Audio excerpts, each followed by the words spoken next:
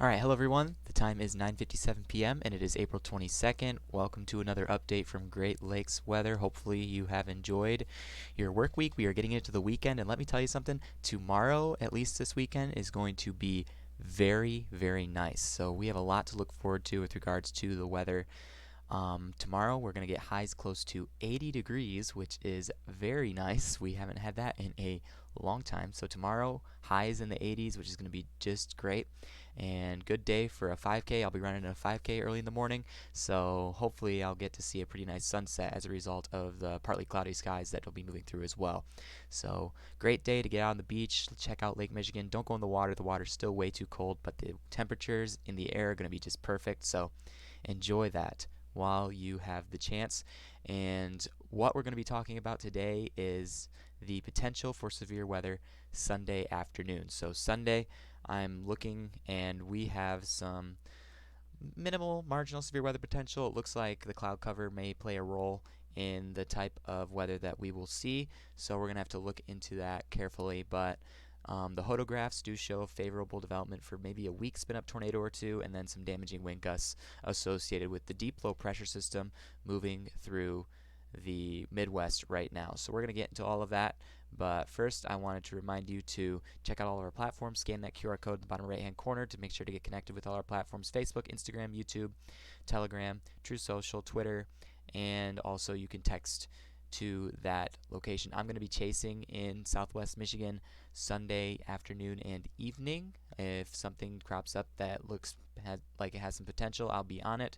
So we'll have to see how the forecast tends to crop out, but it looks like there is some minimal tornado potential. So I'm going to take a look at that right now with the latest models. So here is the current update from the SPC. This is the day 3 outlook indicating the marginal severe weather potential that they are forecasting. Right now they're forecasting mainly the threat of damaging winds around 60 miles an hour, and then there is a favorable hodographs for a potential for maybe a tornado or two. Not going to be a strong tornado setup, but it is going to be the potential for maybe a spin-up tornado or two, and it's probably going to be some photogenic weather, especially if we have some clearing skies, which potentially there could be prior to the arrival of the thunderstorm line. We're going to have cloud cover for part of the day on Sunday, but then it's going to kind of clear out and potentially maybe have some time to put some instability in the atmosphere. So we're going to have to keep an eye on that cloud cover. The more cloud cover we have is going to lower the amount of instability that we have as well. So let's take a look at the models real quick and get an idea of what we could be expecting here. So this is the CMWF models, the Euro model. It's a good model to go to get a basic overview of what's happening. Right now, you have, as of 7 p.m., which if I move it a little bit forward, you have the development of a line of a few strong to severe thunderstorms across parts of the Midwest. You had that warm front that moved through that dumped just a deluge of rain across lower Michigan earlier this evening. That was associated with the warm front, associated with this very large, robust low pressure system. You can see it has a very strong wind field around it, and it's got a nice blizzard on the backside. North Dakota is going to get hit again with another snowstorm. They've already had almost 3-4 feet of snow, and now they're going to get another foot of snow with this blizzard on the backside. But you got that severe thunderstorms along the Midwest. This cold front here is what we'll likely see bring us severe weather potential later on as well. You can see it really gets deeper as it goes across the plains with that blizzard across parts of the Dakotas, Montana. Once again, the snow doesn't end for them. And then you got development of a new line of thunderstorms Sunday evening. This is when we got to watch this model. Well, Sunday morning, I'm afraid, my mistake. And then by Sunday afternoon into Monday evening, you got a redevelopment of showers and thunderstorms across lots of the Great Lakes region, okay? So northwestern Indiana, southwest Michigan, and then even parts of southern Indiana could see some thunderstorms, likely more severe along the portions of Indiana and Michigan. Ohio, not really looking like a severe weather event for you. It's likely going to be not as much instability by the time it reaches to you. So it's really going to be southwest lower Michigan, northern Indiana, those places closer to the Lake Michigan border. And then you've got that really deep low pressure system on the northern edge that's just carrying this cold front on the back side of it. This this low pressure system, if we go back to where we are at now, you can see that really big ridge, that big surge of warmer air, and that's what's going to drive our temperatures up to the 80s later on tomorrow. So let's take a look at that real quick. Right now, the temperatures are gradually starting to warm up overnight tonight. It's going to be a sharp increase in temperatures by tomorrow. So this is the current time. Well, this is Friday. This is Friday morning now. This is the time that we're at right now. And you kind of see temperatures are going to gradually kind of increase overnight tonight, slowly but surely. And then by morning, we're going to be in the mid 50s in parts of Indiana and near 60 in parts of Indiana, Ohio.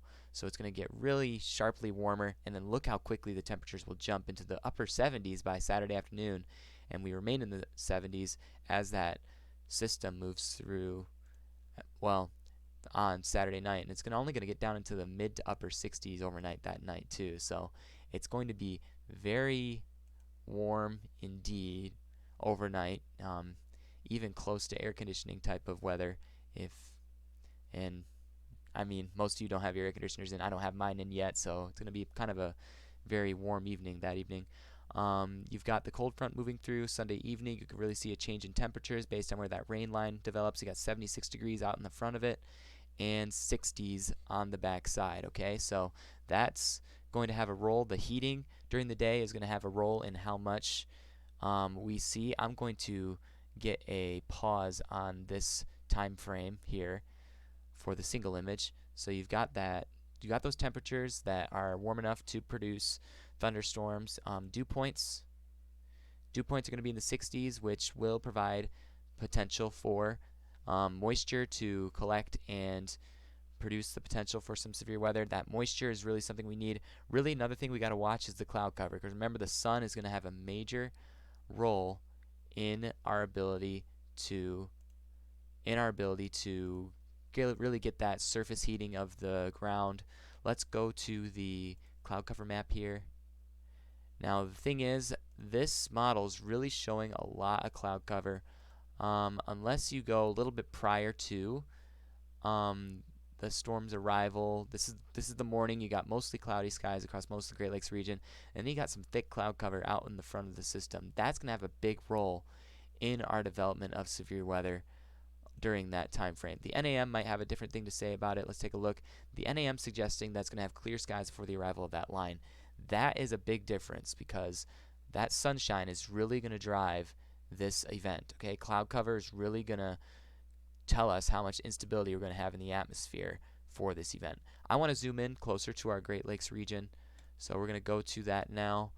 Towards the time frame that these storms begin to move into the area, that development around 17Z, that would be more along the lines of 2 p.m. Sunday afternoon. You got that line initially beginning to develop a little bit off the west side of the lake in lower Michigan, based on the HRRR model, which didn't really verify with the current system that's happening in the Midwest today, but again, it's good to look at. So you got some clusters of some cells developing in parts of Indiana, and then they also move into lower Michigan as well. Let's get a sounding on these. These show marginal severe potential based on the HRRR model. This hodograph kind of looks sloppy in regards to tornado potential, but it does have a little bit of an arc. Those low-level hodographs kind of do show maybe some possibility. And then that cloud base is getting lower. Watching that cloud base as it goes through. There's some matches for a potential supercell setup, so that's going to be something to be aware of with the HRRR. I really want to look at the NAM3K, because the NAM3K is putting out more of a robust setup for severe weather, and it did verify more along the lines with the previous setup in the Midwest. So I'm paying attention quite a bit to this model here. You got more clusters of cells developing along the western part of lower Michigan, and this, if I get a sounding from this area, it shows much more likely tornado development. You've got that really nice arc that you expect with a hodograph that will show favorability for possible tornado risk, and it's showing that hazard type indication there. Cloud bases are low, so you're going to want to be aware of that. I want to take a look at the CAPE values. The CAPE values are not really that high. CAPE values are around 600. I want to look at the map for that, actually, the CAPE and the hodograph crossover. let's get a look at that. So here's the surface-based CAPE. So you got about CAPE values in 600, near 1,000 along the lake. Those CAPE values can drive thunderstorm activity as well. And then you got those arcs up ahead of the cold front. Those are going to be something to be aware of. Watching those arcs broaden out, that will have an influence on our potential for the development of a possible tornado. You just got to keep an eye on those arcs. On the back side of it, obviously, you're not going to see that behind the cold front. You've got arcs, pretty much some weaker arc indications or hodograph indications where you got that low level curve on those different hodographs. So that's going to be something to just keep an eye on as we continue to watch the development of these different wind fields in the atmosphere. So wind shear, not really. You got some wind shear ahead of the system as well. Storm relative helicity we'll want to be aware of as these move through, because that's the measure of the spin in the atmosphere. You got some spin with these cells. It looks like you're going to have just a little bit of spin. So again, not a strong tornado threat. You don't really have a huge amount of spin in the atmosphere with this system. Energy helicity, measurement of the potential for a tornado to occur. Supercell composite, actually not too bad according to the NAM. 3 levels of 3 and 4, which is the low level, but it is still something to watch. The cloud height. See, the cloud level height is going to have a role to play as well in tornado development. The cloud height is down to 48 meters as the line moves in, so that's going to be a big deal as well. Let's look at the reflectivity on these storms. You got little cells developing here and there. Get a sounding in northern Indiana real quick. Marginal tornado, you got that arc again with the hodographs. So, but the cloud bases are a little bit higher there, kind of showing a lower tornado threat. But instability and the measure of sunlight that we get to fuel more instability in the atmosphere is really going to play a role in this event. Okay, cloud cover really will hinder more significant weather development. So we're going to want to just keep an eye on that as we continue. So that's really the gist of what I wanted to show you. Ahead of this system, temperature is going to drop back down significantly. In fact, we got a pretty cold air mass on the backside. It's going to drop our temperatures back into the 40s for several days before we rise back up into the 50s. And it looks like, hopefully, that will be the last of the colder air that we have this season, because it has gone long over past its due time to be done. So hopefully by May we'll not see that type of weather anymore. But this is what we're watching for Sunday. I will likely be chasing in this region, just really this region, during the day on Sunday. Sunday evening really is when I want to watch this event. So I'll keep you updated as I do those different things, and hopefully you can enjoy the rest of your evening and be aware of the weather event that could be coming on Sunday. Enjoy that warm weather on Saturday as well, because it will disappear over the next several days next week. So everyone, have a good rest of your weekend.